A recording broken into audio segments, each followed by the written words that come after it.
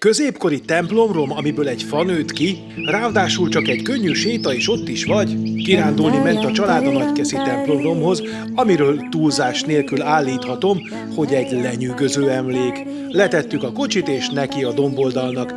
Menet közben találtunk néhány ősmaradványt, meg egy igazi boszorkánykört is.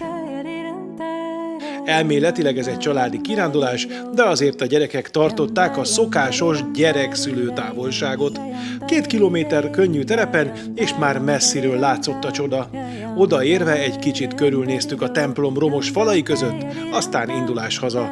Mondanom sem kell, hogy ismét csak elméletileg együtt. Szép volt, jó volt, melegen ajánlom mindenkinek, és ha gondoljátok, nézzetek utána a történetének is. Ti hova szerettek kirándulni?